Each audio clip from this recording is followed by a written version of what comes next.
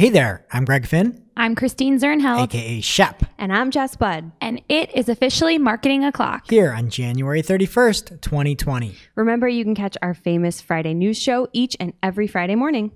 We read all the news, so you don't have to. First up, a little bit of housekeeping.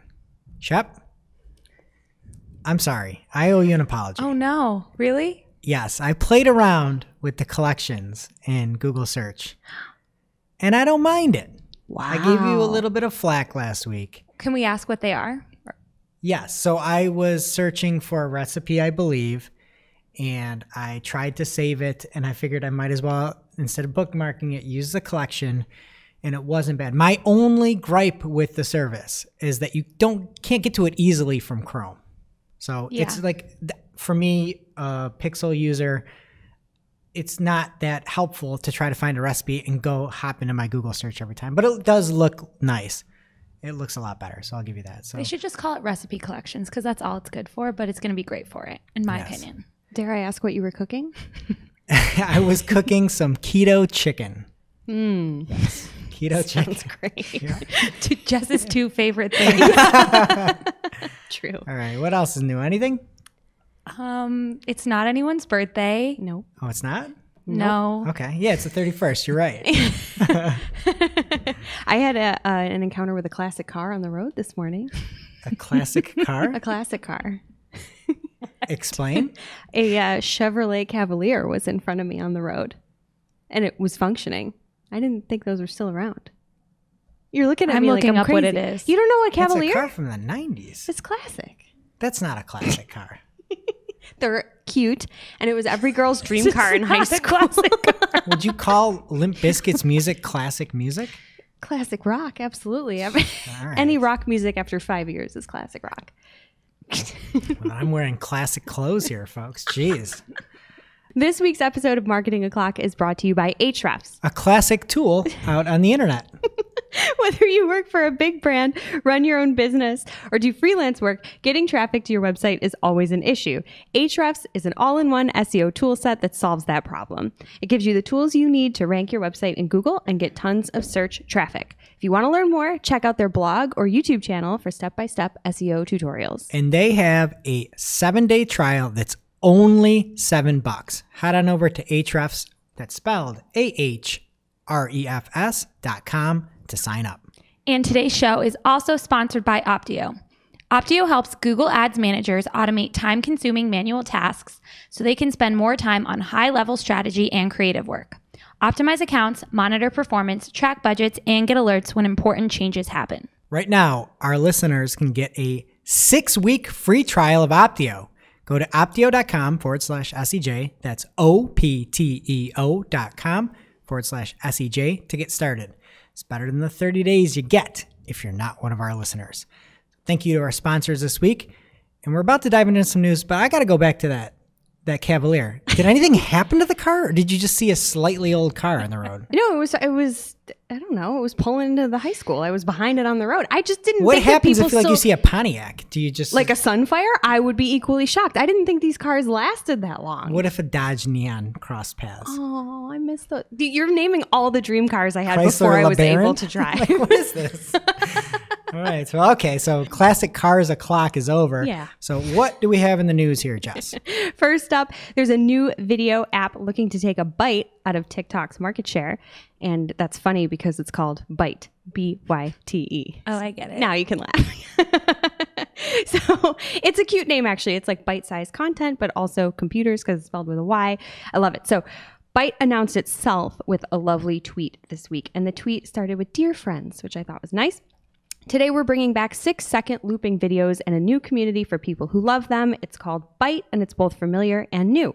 We hope it'll resonate with people who feel something's been missing. Did you guys feel something's been missing? Are you happy about this? I didn't either. Yeah, I don't know. I feel like they might have a hard time with that community aspect because a lot of folks on Twitter, it got nasty pretty quickly. People are already writing it off because they love TikTok. So it might be difficult, but there are folks like @ExposerMeme on Twitter who thinks that a TikTok alternative is in order. He called TikTok a trash app filled with a bunch of annoying 14-year-old girls that do the same dances to the same songs. I thought we just learned a few weeks ago from Hope that that's called your TikTok dance. It is. And I was thinking of Hope this whole time, and I don't think that she would like expose her meme very much. Yeah. Hope agrees. Okay. Never mind. So they're already teasing $signs too to attract influencers to the Byte platform. They followed up with another tweet that mentioned plans to launch what they call a partner program in which creators, aka influencers, will be paid for content, all in the spirit of creativity and community, of course. And I really like that spin. So I don't know. I don't get a lot of stuff on these apps, the TikTok and the Byte, but I downloaded it just to check it out and it seems fine. My big thing though, I think Byte is a cute name, but if you reshare something on Byte, it's called Rebyted. And I don't like that. No, that checks out. I hate the looping. It just makes everything irritating. And I have so many people in my life that love to look up YouTube compilations of old Vines. And I find like 30% of them funny. Yeah, not much. It's because you had to be there. It's one of, you had I to was be here. Yeah, if you had But to be there, you don't put it on the weren't in internet. Vine at the time. You're going back. You weren't there. You're not part of the joke. Well, speaking of Vine, Byte, this is kind of spooky, was released on the 24th, last Friday. So that's exactly 7 years after Vine's launch. Oh, they totally did that on purpose. Of course they did. And it's by the founder, right, of Vine? Was one of the creators, yes. Oh, awesome. And I believe the funny thing is they had created Vine, sold it for $30 million to Twitter. Twitter just closed it down. So now fire it back up. I need another $30 million. Amazing. So did everybody get their Byte names or no? Yes. You registered? I did because What'd you I get? wanted to Did you log get the in. L or I did. hard I L got in the middle? Jessica L. Budd. Yeah. Okay. No. We should start a marketing clock Byte and just do all the headlines as fast as we can in 6 seconds. Oh, that's cute. Yeah. I like it. And then everyone can rebite it. Ugh, that doesn't roll off the tongue. I'm sorry. It's great. No. It's not. Rebite? Perfect. Rebite. No.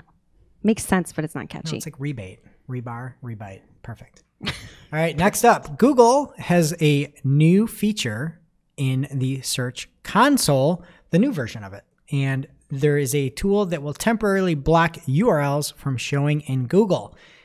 So you'll now have 2 different types of removals. You can temporarily remove the URL and hide the URL from Google search results for about 6 months and then clear the cached copy of the page, or you can just clear the cache of the URL and wipe out the page description snippet and the search results until it's crawled again. So if you don't like what's out there right now, you'll now have the option of saying, get rid of it for 6 months, or I want to wipe that clean. Let me rewrite this and hope that I get a more favorable page description snippet. And additionally, you can remove URL only or something with a certain prefix. So you can get more than just one if you're trying to block an entire section. And the one thought I immediately had is this is going to be looked upon favorably for all those lazy writers out there. As soon as the calendar turns, you can go and change your articles from 2019, change it to 2020, boom, clear the cache URL. Hit it. This is like made for you, you slacker writers, you. I'm sure they're so excited. I know. You looked right at Shep when you said that. Well, He looks right at me the whole time. There's something with where I'm sitting. Because when you sat here, he looked right at you the whole time. I've noticed that, but just he was like, you slacker, you. And Shep is not, she's a great writer. She's not a slacker. It was just funny. Well, for anybody following along on YouTube, I have to position my mic so I can see my screen, and I just lean. Yeah. It's all good. Struggle's real. We know you didn't mean it. Okay. Also in the news this week, LinkedIn announced that they are bringing their Elevate functionality to company pages. If you've never heard of Elevate, it's basically for people like me who don't have ninja in their job title and they don't like to post on LinkedIn. You have wizard, though, I thought. No? Magician? My LinkedIn profile is like, don't talk to me. I'd like to connect with you. So this is essentially a tool for businesses to encourage their employees to be, quote, brand advocates on the platform. For admins who have the Elevate app right now, it curates relevant content based on their industry along with content they've published, and that content is then shared with the company's team members that also have the Elevate app, so they can share it on LinkedIn or Twitter. A little complicated. And it uses intelligent scheduling, so the content is shared when the networks are the most active, you know, when you're going to get the most likes. Mm-hmm. So this... Well, you can now get the celebrates on LinkedIn or the insightful. Oh, I don't know because I hate it. Wow.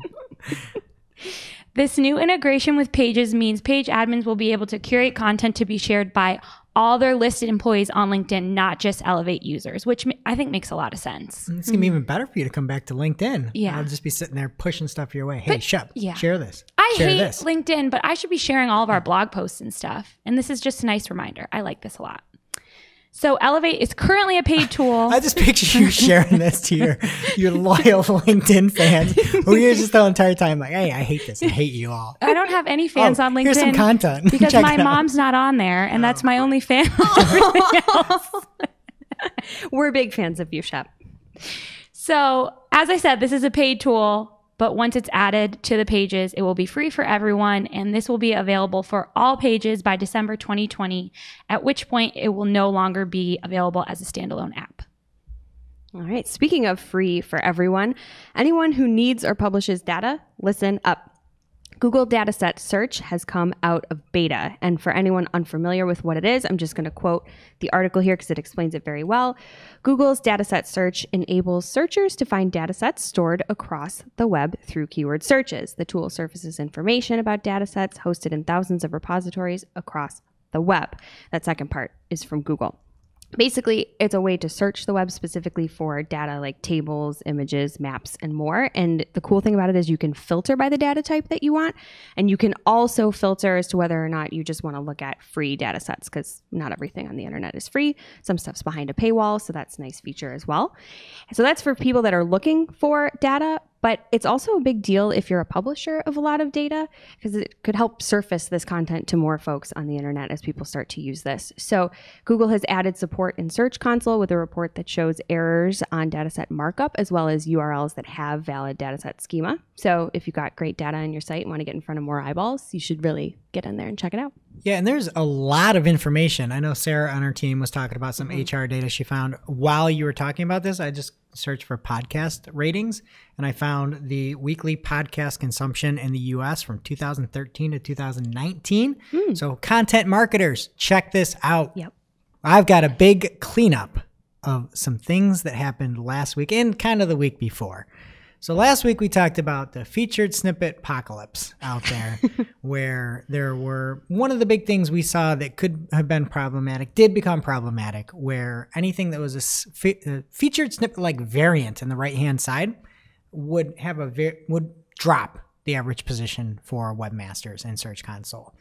So just to recap some of the changes that have happened, Danny Sullivan over on Google on his, I believe, Danny Sullivan account stated that sooner rather than later, those snippet-like variants are going to be moved into the center of the search engine results pages. And additionally, they will stop being deduplicated. And since he made that announcement, things have stopped being deduplicated if you're featured snippet-like variant on the right-hand rail. Does that all make sense? So now they'll be like in the middle of the page, not at the top, right? Everything will be just in the middle at the top. Position 1 for a featured snippet. There's going to be none of the variants. So they're getting rid of the variants. Coming soon. But until that is moved over, you will still show up in the normal results and on the right-hand rail with your snippet-like variant. Glenn Gabe, BFF of the show, had clarified that over the weekend. He slid into our DMs. Yeah, he told us about it on Saturday and corrected us. Well, actually, I think we were correct. He just added to the information. But again, before they counted anything on the right as position number 11. And so now you will get your normal position. So we said you might see a change in your Search Console.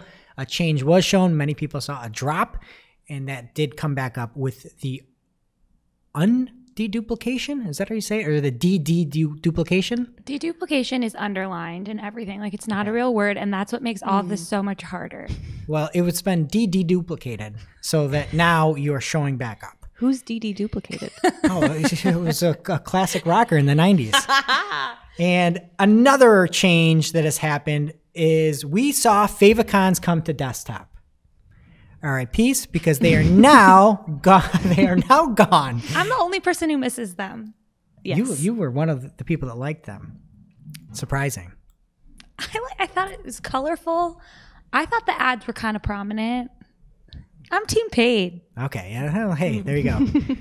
Your true colors are showing. Anyway, they had done that initially, adding the favicons on desktop to mimic or mirror, as they said, the design that they've had for many months on mobile. That's been reverted. In many cases, they're testing now to see what is going to be the best. I've seen it with the URL above the title of the result in black. And I've also seen the green, the standard green, show up underneath the title. So if you had done all of your favicon optimization and gone bananas on that, at least you're still mobile. Yeah. At least you're still I don't like the all black. No, I feel like I'm like do. searching on my library's database of course in you college. do, Queen of Darkness. It's so boring. So all you favicon optimizers, no more, just mobile. And lastly, there was one more study on favicons with the smallest sample size. It was a 1-day sample size, but Mark Trephagen over now at SEO Clarity had it up on Search Engine Journal, and you can see he saw basically no change, no impact on organic traffic if you had that featured snippet. So they said there was no noticeable or meaningful drop or shift in traffic. On the last show, we talked about the last study that I've seen, which was in 2 million or so sample size from Ahrefs in 2017. But SEO Clarity has a new one. Again, very, very small sample size, but you can check it out in our show notes. And that is it for the cleanup of all of the search-related news. Now it's time for this week's Take of the Week. This is a #fire digital marketing take with extra spice served up for you. We simply deliver the take for your consumption. We give no opinions. We don't influence. You make the call. And this week's Take of the Week comes from Mark Irvine of WordStream, at Mark Irvine89 on Twitter. And Mark had an image in the tweet and then this tweet. And I'll explain the image first. The image says, and it's an ad. It's a Gmail ad. And the image says, Facebook, register Mark. And the ad, go to Facebook, create a profile now. And Mark says, this is the ad, period. The whole ad, period. As a reminder, this is what a duopoly looks like.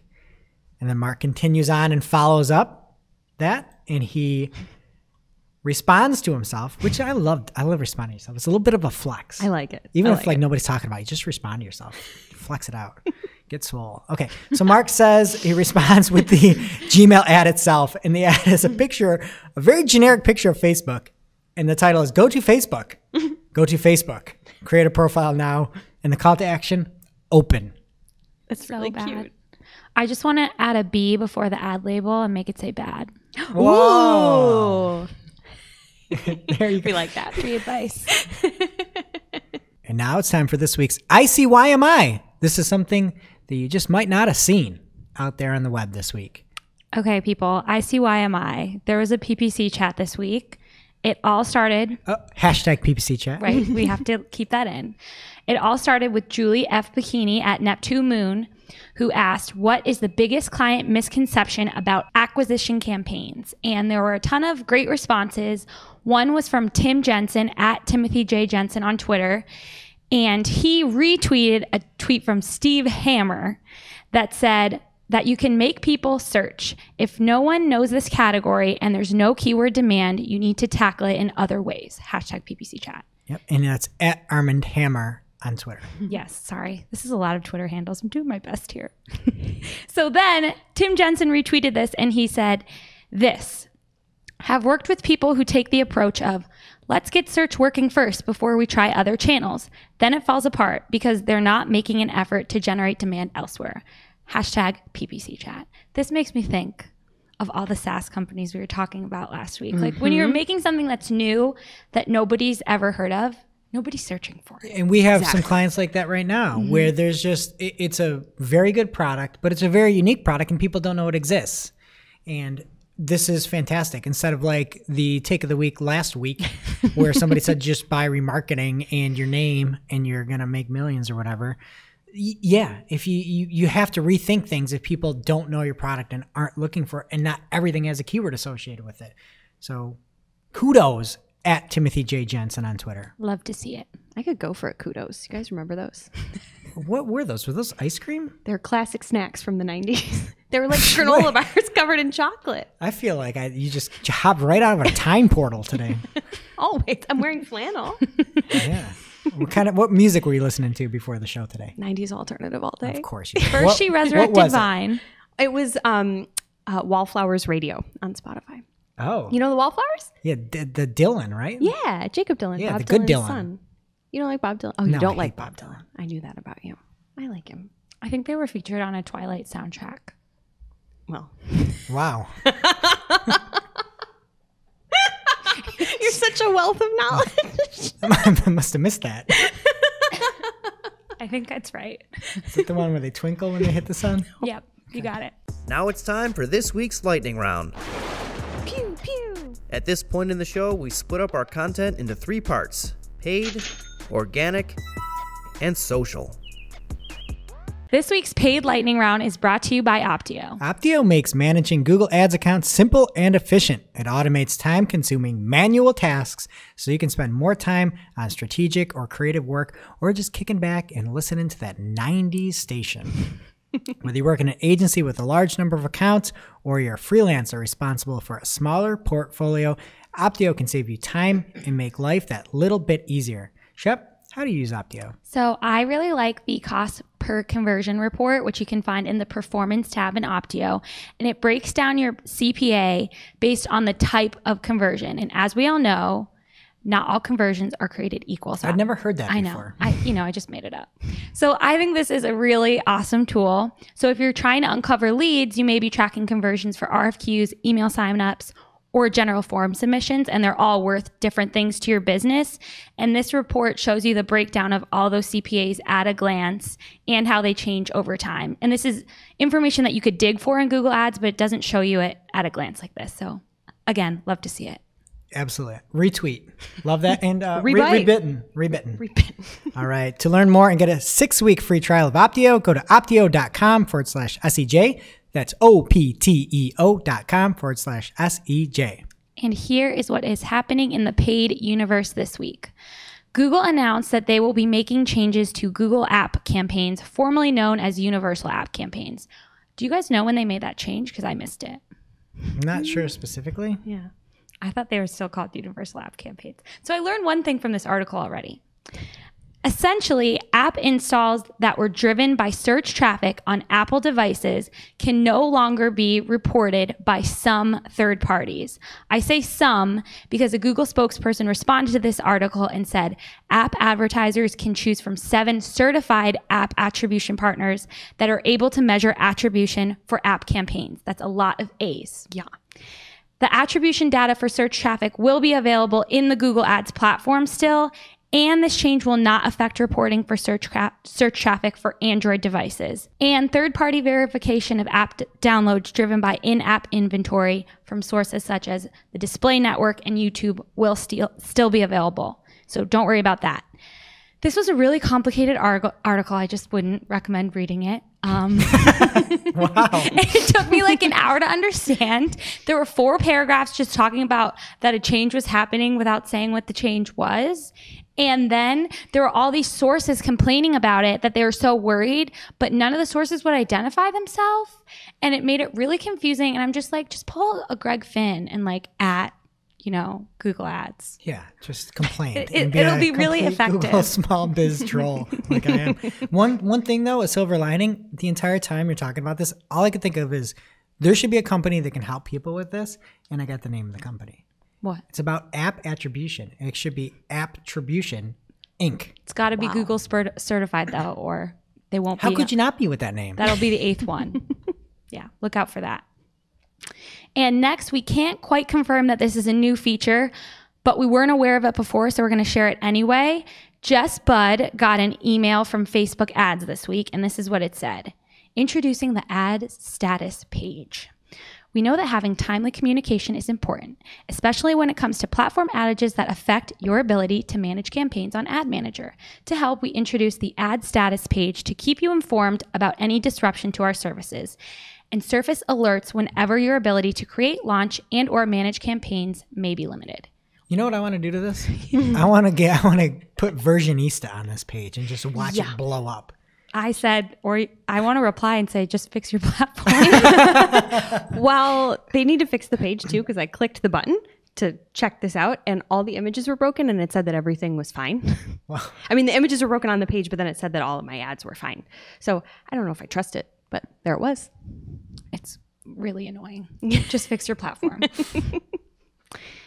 And finally, in paid, following suit with search and shopping campaigns, Google Ads will make standard delivery the standard delivery method, meaning there will not be any more accelerated delivery for any campaign. See what you did there. Yeah. So for display, video, and app and hotel campaigns, that's being added to search and shopping, which already it was the mandatory delivery method. So if you're not familiar, standard delivery attempts to deliver your ads evenly throughout the day, conserves some budget in the morning to be spent later. And if you had accelerated delivery turned on, Google wouldn't try to conserve that budget and they would just show your ads whenever they are eligible. So starting in April, standard delivery will be the only option for new campaigns, and starting in May, campaigns that are currently using accelerated delivery will be automatically switched. So be ready for that. What's happening in organic? This week's Organic Lightning Round is brought to you by Ahrefs. Ahrefs makes competitive analysis easy. Their tools show you how your competitors are getting traffic from Google and why. You can see the pages and content that send them the most search traffic, find out the exact keywords they're ranking for, and which backlinks are helping them rank. From there, you can replicate or improve on their strategies. If you're not getting significant search traffic, Ahrefs tools also help to find topics worth creating pages or content on. You can easily see estimated search volumes and gauge traffic potential with their Keywords Explorer tool. If you are getting search traffic, great! Use features like their top pages report to break down which of your pages are bringing in the most traffic and figure out how you can replicate the success. Jess, how do you use Ahrefs? So this week I was using the competing pages report to do some keyword research for a client. I popped in the URL for one of their service pages and it pulled up a list of specific pages on other websites that rank in the top results for the same keywords as our page, our client's page. But not only could I see the shared keywords, I also found terms that were unique to my competitors' pages that our site is not ranking for. So if you listened last week, it functions a lot like the competing domains report that Shep talked about, but the competing pages report is really great if you want to drill down into specific products and services rather than your brand or site as a whole. And they have a 7-day trial for only $7. Head on over to ahrefs.com. That's ahrefs.com to sign up. All right, what's happening in organic this week, Greg? Everybody, this is what we've been waiting for.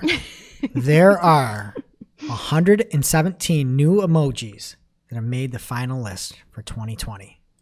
And to celebrate, we're going to have a draft. If you want to see all the emojis that are out there, and this is the final list that have made the cut for release later this year, head on over to marketingclock.com or Search Engine Journal. But we're going to pick a team of our best 4 emojis. Who wants to start? Me. Okay, what do you have first? 70s hippie bride. Female. 70s hippie bride. Female. Whoa, I didn't even see that one. I didn't see that either. That's the best one. Is it called Is it? 70s No, hippie? it's called, I'm sorry, I think it's called Women with Veil or something. Okay. I got to pull up this list now so I can follow along if you're going to Women make with things tuxedo? Is that what you got? Woman Search with veil, veil. right? Or Person with veil. Person. Sorry. Okay, well, you're going to lose. There's not even a real one. Excuse?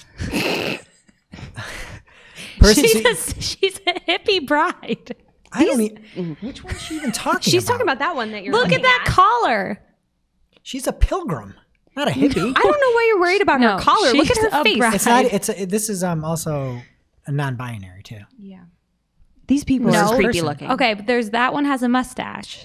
These are all non-binary. The mustache So one you just says got man. canceled on your first pick. Yeah. Okay, so you got person with a veil and you've been canceled. Okay, so my first pick is the knot. Where's that? Just search for NOT. You cannot find Oh, it. I found it.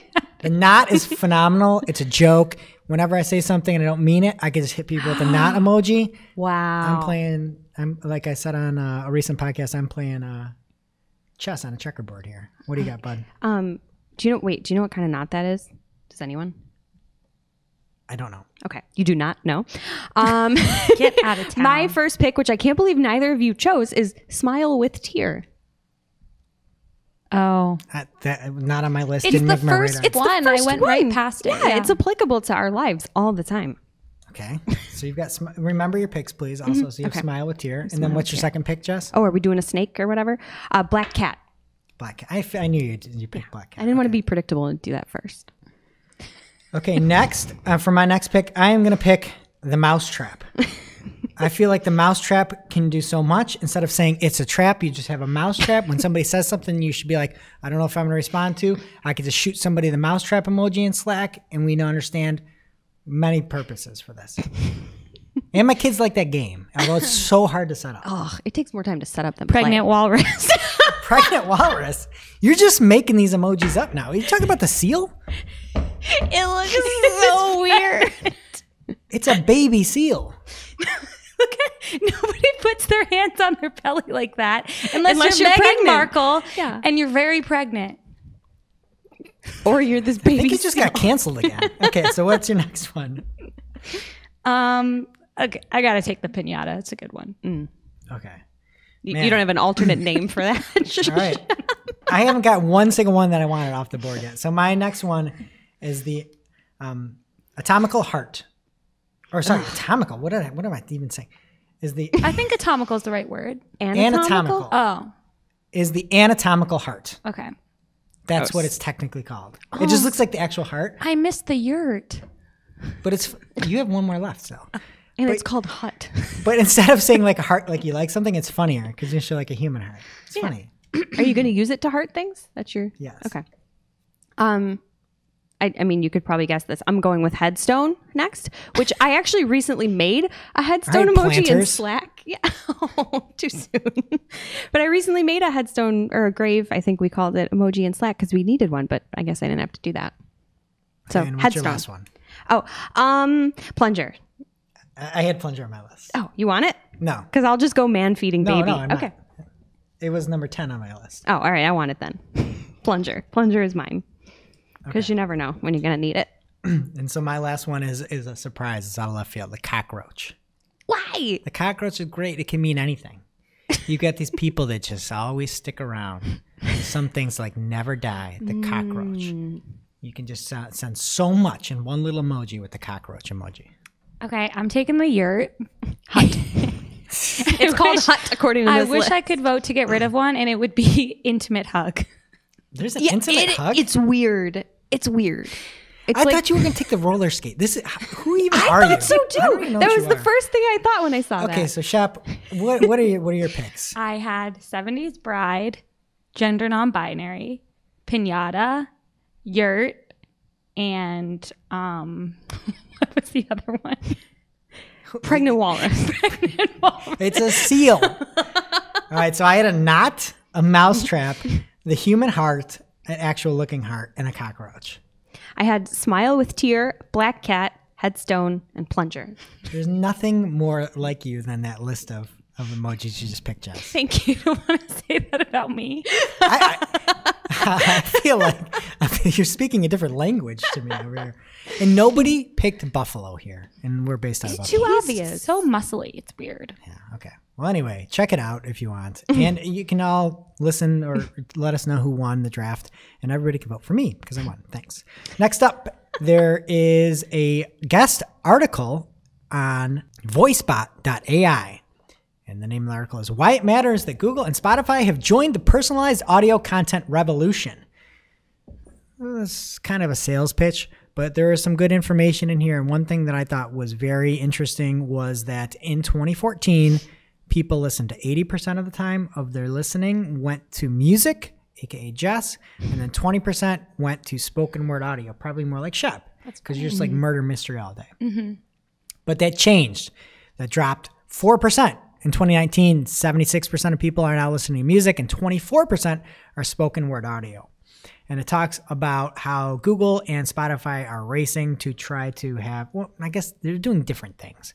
Google has the assistant and it's mixing in news and trying to figure out article length along with messages, where Spotify is trying to get people to listen longer and to find more stuff that relates to them. But I thought the discovery was cool and that, again, we're trending towards more people listening to spoken word audio. Hello. Next up, DuckDuckGo is adding quick answers to the search results. And Matt Southern covers where those answers are coming from. And it's really pretty simple. It's WikiHow.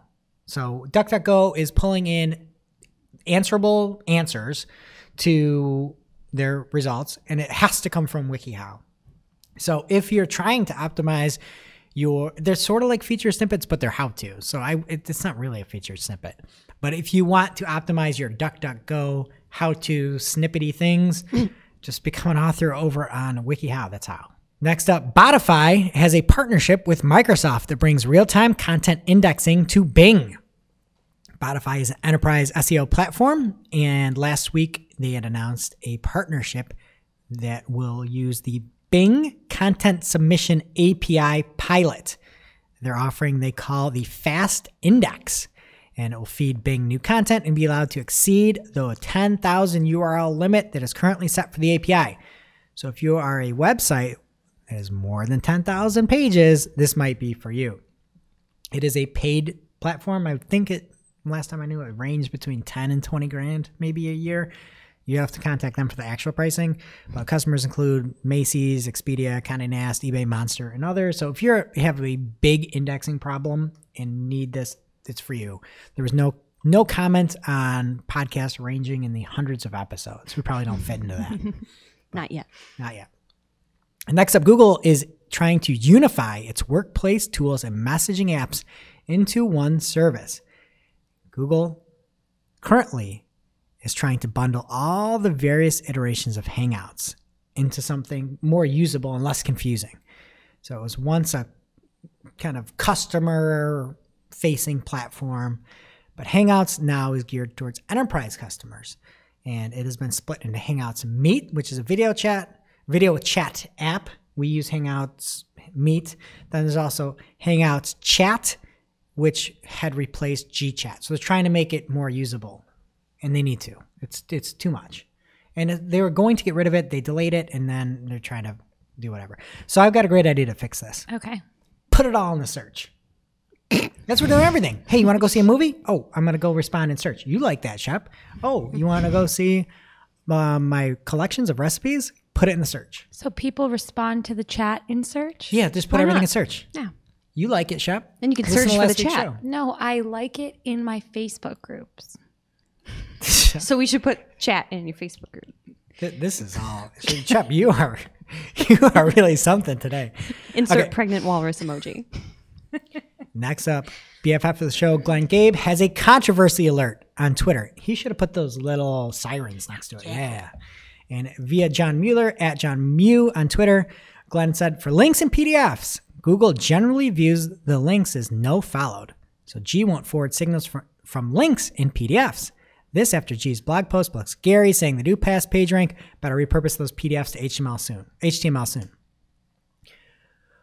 That was a lot there to say out loud. I read it and it seemed like I could read that out loud, but sorry, Glenn, that didn't really translate to voice. But anyway, what John was saying, John from Google was saying contradicted what Gary from Google was saying. And it was just a what's right off on something that really doesn't matter off. So if it was funny, John replied and said, I think Gary might still be right. I mean, he's usually right. John gave an LOL. And then John basically summed everything up saying, focus on the usability, but don't assume they're more than that. It's easy and fun to spend time on things that don't matter. And I'm sure someone will dig up 2 cases that matter now. But if you are out there in your entire strategy or a major part of your strategy is optimizing for PDFs, Go home. Get lost. And lastly, lazy loading is coming to WordPress 5.4. Yay. There's some in the show notes. You can see what the implementation is going to look like, which is great. I never understood lazy loading. It should be like active loading. Lazy like loading is it's alliteration. gonna come. Well, I guess it technically makes sense because you don't load it till you need it. But I feel like lazy sounds bad when you're explaining it to people. It is something that's going to make your site faster. Didn't you call me lazy like 5 minutes ago? I don't think I called you He lazy. didn't call you lazy. It just looked like he did for our viewers, not our listeners. Shep, I would never call you lazy. You're the least lazy person I know. Jess, what's going on in social? Something that you'll like first here. Pinterest launches virtual makeup try-on feature starting with lipstick. Glamour. I know. I just say that you'll like it, Greg, because you've said you want this with like shirts and things. I'm not saying that you have any particular feelings about lipstick. No, I want to see what it would look like if I had facial hair because I can't grow it. You could draw facial Neither hair on can the the lipstick, emojis. maybe. Oh, you're right. No No, beards. there's a mustache on there. But none of them have beards. They're all mustaches. True. You could totally mustache. I could stash. Yeah. I've got a picture. We'll put it in the show notes of me with the stash. Yes. Hair slicked back. It's a great look. It's very good. That's when we met. That's how you looked Oh, boy. many years ago. Why did you even take this job? I had a feeling. Anyway, back to Pinterest. So if you search for lipstick on the app, you'll get the usual results, but they've now added a try it option that lets you explore different shades from specific brands and retailers currently on your own face. And if you like what you see, you can swipe up and purchase said lipstick, which is a nice feature. But if it goes for others the way it went for me, I don't know how much they're going to sell. I searched for black lipstick, of course, to be on brand, and the try it option came up. So I clicked it, and when it tried to access my camera, the app crashed. So I thought, Pinterest is trying to tell me something, but I'm going to try it one more time. So I did, and the results were horrid. It's the selfie cam, which is a bad angle, and Pinterest did say that they're not going to edit your face at all. It's the real you, which is good, but I'm no Kat Dennings. I don't belong in lipstick, so good luck with this. I hope they sell a lot, but no. Next, it is getting easier to share story mentions on Instagram, which is very exciting. The platform has added a new feature in create mode that aggregates all of an account's mentions in other users' stories, only if they're public stories. But it makes it so you can easily see who's posting about you and reshare it in your own story without going into your DMs, which is how you have to do it now. So this is cool among friends, obviously, but it's super helpful for brands because it kind of streamlines the process. If you want to see who's talking about you and maybe reshare something, you can look at everything at once and then share it. And I'm not popular enough. Nobody's mentioned me in their stories, so I didn't see this. You will only see it in create mode if there is a story active with a mention for you. So look for that little @ symbol. Hopefully you're popular and you have the ability to share a story. So even though we were all excited about Byte earlier in the show, don't be moving all of your eggs into the Byte basket just yet, especially if you're a music fan. TikTok has signed a licensing deal that will bring music from hundreds of thousands of artists to the app for legal use within the platform. And the deal that they signed was with Merlin. They represent a ton of independent artists, and TikTok said that the breadth and diversity of the catalog presents our users with an even larger canvas from which to create. I bet Merlin is excited about the new magic wand emoji. Don't you think? Yeah, nobody picked that. I'm actually surprised. That's a good emoji. How could you pick it when there's a pregnant walrus? It's a seal. So this deal, Merlin and TikTok, it covers not only the use of the songs in user videos, but also sponsored content, which is why we're talking about it here on our marketing podcast. So it's good news for us marketers. Maybe not good news for our friend Ad Exposer meme, though, because it just means more dancing from children. On to something not musical at all. You may remember from last May in episode 70, we talked about Facebook's off Facebook activity tool. Y'all remember that? Mm-hmm. Perfect. So it's been slowly rolling out. It's now available globally to everyone. Yay. Back to music and everyone's favorite newly dubbed social network, Spotify. We talked last week about how Spotify stories are coming to an influencer near you, but not artists. So Spotify was obviously listening to our show. They just announced a new feature for artists so that they can promote themselves. It's not via stories, but I'll take it. Canvas videos. Have you ever seen those on Spotify? Taylor loves them. She does? Mm-hmm. Greg, do you know what they are? No idea. You're not up on what Taylor's into? No, I'm the spoken word. I'm in that 24%. Fair enough. Well, these Canvas videos, they've been around for a while. Instead of the album art, it'll play like a fun video behind the track when you're playing it. Anyway, so that's been around for a while, but now artists from their own profile can very easily share those canvases to Instagram into their stories. So that's lovely. The only thing that they didn't really talk about in the article, and I don't think it's going to be a thing, is that when users share what they're listening to, it's to their stories. It's not going to bring the canvas over. I think this was specifically for artists, but Spotify said they want to use it for driving more engagement and bringing people back to the platform. And I feel like if I'm sharing music and the canvas popped up, that would help a lot more than if it's just in an artist story. So they should think about that. Agreed. Sure. Whatever. What's next? Okay. Oh, guys, guess who had a baby? The walrus. No, he's still pregnant. Oh. Actually, I know a couple babies that were born this week. It's not a human baby that I'm Who? talking about here. TikTok and Pinterest. And they named it Tangy, and it's not actually from Pinterest or TikTok. It just looks like it. It's from Google's think tank Area 120. So it's a short form video app. And before you scoff at that, this one is actually offering something different. And the founder, Coco Mao, put it this way: the platform's goal is to help people learn to craft, cook, and create with quick 1-minute videos. We designed Tangy to make it easier for users to find a lot of high-quality how-to videos. So I think it's a nice concept, but I don't really like the name because it just sounds like it's food-based and there's crafty stuff on there. So for now, if you want to check it out, it's free to download and it's ad-free. We'll be sure to let you know when that changes, though, because we are, for the most part, #team paid. Next up here from social media today, Snapchat publishes new data on brand expectations among Gen Z consumers. The key takeaway, which I didn't find to be too surprising, was that Gen Z just wants you to give a heck about them. Aw.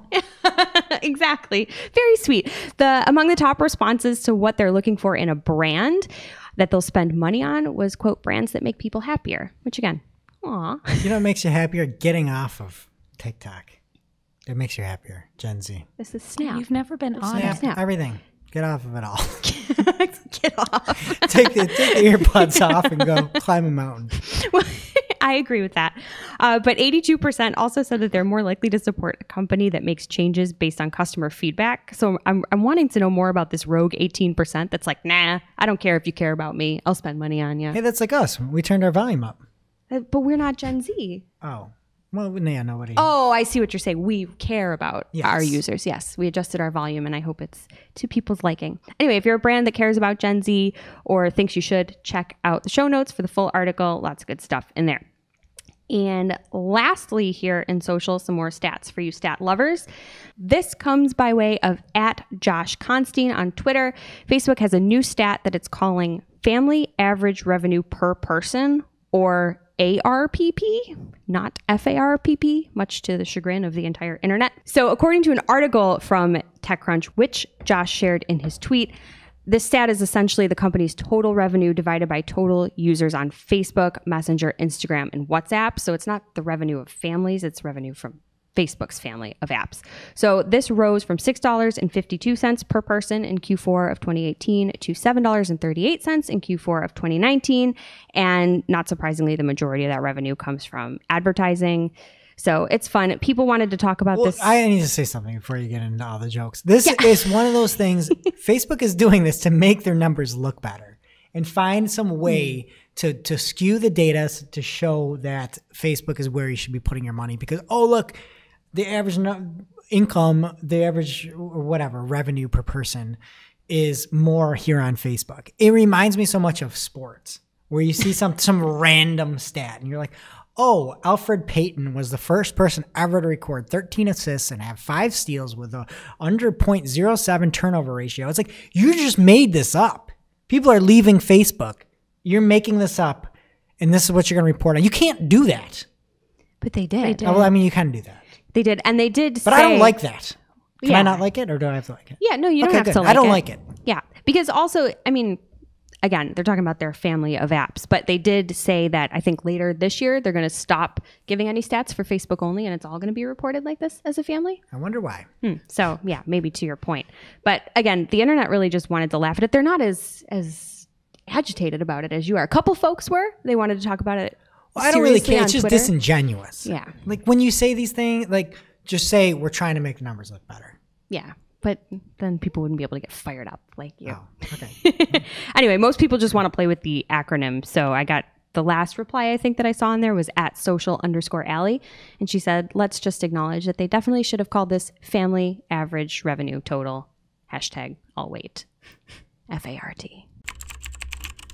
And that brings us to our real life segment, straight out of our accounts and into your ear holes. It's time for Working Hard or Hardly Working, where we talk about what's going on in our IRL work, good, bad, or otherwise. Shep, what's been happening with your accounts lately? Okay, so I, like everyone, experienced the terror when Google Drive went down this week. And I just found it so annoying that they couldn't say anything about it on Twitter. Or like, I don't know, could they have given me a notification when it came back on? I have the notifications turned on. Just some communication here. Did you check the Facebook ad status page? I didn't get Maybe there. maybe you could have found something on there. No, I didn't. But, everyone else on Twitter's talking about it. Why can't they talk about it on their Google Drive Twitter? You don't know the pains of when Twitter goes down because there's no way to find anything out. It's just everything is gone. That's when you go climb a mountain like you're telling Gen Z. Exactly. I also have a fun thing. Greg, you know how much I love my keyboard shortcuts. And I discovered one this week. Did you know that Control-Shift-T reopens your last closed tab? I did not know that. I do that all the time. I accidentally close a tab and it's great. Oh, it's the resurrect feature. Yeah, basically. Nice. Back from the dead. What's going on with you, Jess? Well, regular listeners probably know that my dear husband runs a small business. So this is from my personal life, but it's marketing related. We're moving locations and we had to temporarily close down during the move. So we put a notice on our website to let people know. But as y'all know, that's not the only place that folks get information on the internet. So hopefully people know about this, but just in case you didn't, Google My Business as well as Yelp for Business have a special hours feature that lets you mark your business as closed or with alternative hours on specific dates, which is really nice, especially in this case, or if you're going on vacation or if there's an event or whatever and you need to adjust things. My complaint, though, is you have to do it for each specific date. It'd be nice if you could do a range. And my other complaint is that Bing Places only does this for specific holidays. You can't enter new dates. So Bing, catch up. And then Facebook doesn't offer anything like this. So I'm complaining there. Well, if you want to, go to Search Console and remove it completely for 6 months. My whole website? Yeah. No. Okay. All right. So this week I was running through a couple pay for conversion campaigns, something, Jess, that you and I are working on. Mm-hmm. We saw a huge spike in conversions. We had a very low conversion cost and it was a high friction conversion where information had to be submitted. So again, it's not just like a time on page conversion, let's say. And we saw a huge spike. We went and did some investigation on this. We saw that a lot of these pages and sites didn't look to the eye to be great. Mm-hmm. So we immediately ran through and we blocked all of those pages, the entire URLs. And then we talked to the customer specifically, within 24-hour period. Again, we're $5 conversions, not crazy here. And it was not even too much, just like 2x the normal spend. The conversions seemed like they were fine. Everything seemed like it checked out, but we got rid of those sites anyway. They're more like gaming sites and things. So if you are running pay for conversion campaigns, do yourself a favor, look at the URLs that your ads are showing and where those conversions are coming from and treat it like you're negating keywords as well. So check that out in your pay for conversion campaigns. Now it's time for this week's WTH. Misguided. You're like, who does that? Just get rid of it. I'm over it. Where we rant, rave, and roll our eyes about a trending digital marketing topic. What are we coming to? Honestly. See what had us asking. WTH. This week. This week's WTH comes to us from Joseph Cox and Vice. And according to an investigation by Motherboard and PC Mag, Avast, an antivirus program used by hundreds of millions of people, is selling highly sensitive web browsing data. And this basically turned into actual digital marketing news later in the day because we record a day earlier. So on Thursday, this became actual real news. Mm-hmm. Everyone's talking about it. So the report says that Avast has been collecting browsing data from customers who install the company's browser plugin, and then Avast's subsidiary company, JumpShot, repackages it into various products that they sell to many of the largest companies in the world. And some of them are Google, Yelp, Microsoft, McKinsey, Pepsi, not Coke, Home Depot, Condé Nast, Intuit, and many others. Sounds pretty spooky. So this information doesn't include personal data such as names, but it can report Google searches, locations, and GPS coordinates searched on Google Maps, LinkedIn company pages visited, specific YouTube videos watched, and activity on not safe for work websites. Really detailed activity. Gets into it in the article. So JumpShot claims to be the, quote, the only company that unlocks walled garden data and seeks to, quote, provide marketers with deeper visibility into the entire online customer journey. And there is an update. As of Thursday, after this article was published, Avast announced that they will stop JumpShot data collection and wind down their operations with immediate effect. So, but it sounds really spooky. Wind it down doesn't sound immediate. Sorry. No, especially when you were valued at $180 million and your contracts were $2 million to ComScore, I think it was. So they're just like shutting it down. That's crazy. Another thing I thought was spectacular, just a very creative use of this data. And to Avast's credit, you look at what they say you're giving them by using this free plugin. It's pretty clear what you're giving up. They spell everything out, and that it's so. The example I was talking about was the magazine and just network of basically content from Condé Nast, where they used JumpShot's products to see whether the media company's advertisements resulted in more purchases on Amazon and elsewhere, according to the article. Condé Nast didn't respond. But to me, it's one of those things where nothing is free. Mm-hmm. You're getting this Avast browser. Read the terms and conditions when you download something. And Avast didn't really do anything wrong. Everybody signed the box for this.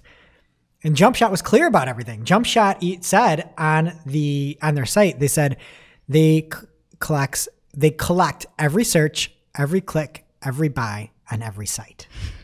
They're not trying to say there's someone they're not. No. And so then I just thought it's weird that they just shut it down. It's like, all right, shut it down. And it's pretty funny that they're like antivirus, you think security, and then they're selling all your crap. It just seems icky. Yeah, I don't like it. Kind of reminds me of a certain South Park episode. Oh, which one? The human centipede? Must have missed it. It's about consenting to services and reading the terms and conditions, and all sorts of hilarity ensues. So many lessons there. I know. Look it up. Look it up. And now time for this week's Petri Dish, where we have a bunch of different ideas just festering around in a puddle and we bring them to light. And in our first segment is Where's Our Credit? Segment, Where's Our Credit, Mr. Peanut?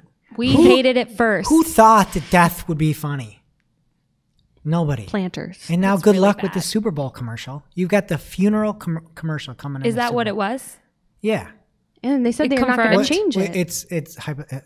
Everybody thinks it's a funeral commercial in the Super Bowl. I am a little disappointed. I hope we figure out what the plan was. Was he going to be resurrected? But didn't they say that they weren't going to alter their Super Bowl plans? But they stopped tweeting all the fun around Mr. Peanut dying. I mean, it's not fun. No, it's not. Everyone loves Mr. Peanut. I don't, but it's still, I don't want him dead. Okay, so give us our credit. Next up, Get Rid of It. We've got a new feature here in Get Rid of It, and this is News, KNEWZ.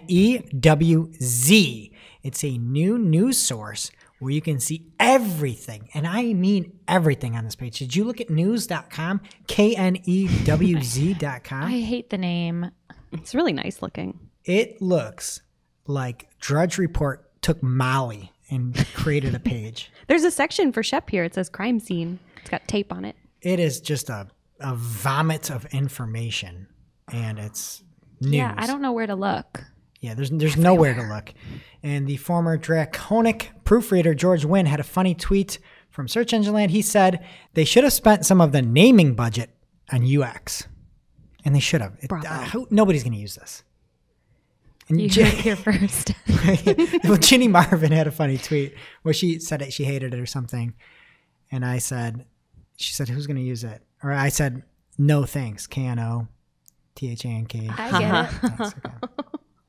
All right, next up, the last thing in our Petri dish is probably going to be canceled, but it's called Bad for Business. So here's a Bad for Business segment. This comes from BuzzFeed News.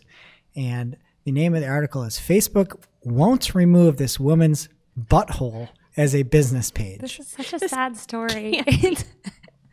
And from the article, this unofficial page was created because people on Facebook have shown interest in this place or business. It's not affiliated or endorsed by anyone associated with Samantha Ray Anna, last name's Butthole. And this is a real story and something you should tell people about your company. I guess in general, don't have people making silly things up. She had a real problem trying to get this taken care of. Did she make it? I thought it was like cyberbullying. She went on Reddit and it sounded like she had made it as a gag or somebody made it for her. It didn't sound like somebody made it like it was a malicious thing, like she was being harassed. If she was harassed, that was terrible. Hopefully that's not the case. Either way, this poor girl, we didn't say her full name here. And the other thing is, She is asking for help on Reddit. People found this, and now anytime anybody looks for a name, it's not going to be, it's going to live on forever with all the articles people wrote about it. So anyway, she had to go on to Reddit. It got like 25,000 upvotes, and all these people are trying to help her. She was like really strung out about how bad this was. Like, your name is there, and it's talking about your butthole. Not what you want. Bad for business. But she got it fixed, thankfully. Again, the moral of the story is these big businesses can't scale with customer service. They're just bad at it. Mm-hmm. Bad at it. Other than LinkedIn, who's great. I feel bad for her. I do too. But it's fixed now, so everything's good. And now for this week's Cool Tool. As a reminder, our Cool Tool segment is not an official endorsement or paid mention. We're simply sharing something we found in our travels that may be of use to our listeners and is really, really cool. This week's cool tool is Checkbot. Checkbot is, in their own words, a powerful website auditor that can crawl hundreds of pages in minutes for SEO, speed, and security problems. It's a Chrome extension, but don't let that fool you guys. There's a lot to it. It checks things like broken links, URL structure, duplicate content, and a lot more. And it pops out a great little summary report too to help you easily spot areas for improvement. I played around with it. It's cool. You can click the little thing in Chrome when you're on a website, and it'll automatically populate the URL for you, so you don't even have to open the tool separately, and it'll start running it, which is great. There's a free version out there, which is pretty robust, but if you want even more, they also offer a paid version with advanced reporting features and settings. So we'll have the link in the show notes. Go into Chrome and check it out. Now it's time for our must-read marketing article of the week. An article so advanced, so in-depth, so detailed that we simply cannot cover it in its entirety on today's show. And this week's must-read marketing article comes from QuickBooks and Intuit. And they polled 3,671 owners and customers on the tips and strategies that work in 2020. There's a lot of great information here. I like the fact that not everything comes from marketers. A lot of times you get information that's from people that are advertisers, that are doing the daily work. This is like people that might be buying your things or people that you might be serving if you're at an agency. There's a ton of information here. We're running long, so go check it out. It's in our show notes. Thank you, Aaron, for creating that. Aaron Ordrinoff over on Intuit QuickBooks. All right, that does it for today's show. Thank you to Ahrefs and Optio, our fantastic sponsors. Go check them out.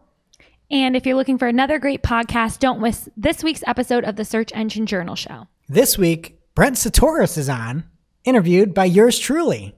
And Brent, he's the easiest interview on the planet. His life is nothing short of phenomenal. He's like the real most interesting man in the world. Yeah, it could be a movie. It's from raves to the Air Force to meteorologist for the military.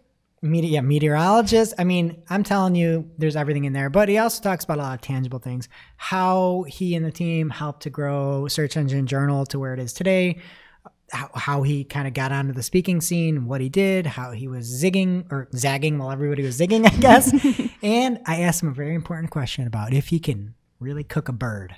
And if you want more information on that, you got to check it out over on the Search Engine Journal Show. It is now officially not Marketing O'Clock. Remember, you can catch everything from this show on marketingonclock.com. While you're there, please be sure to subscribe so you don't miss a single episode. And we will see you next week.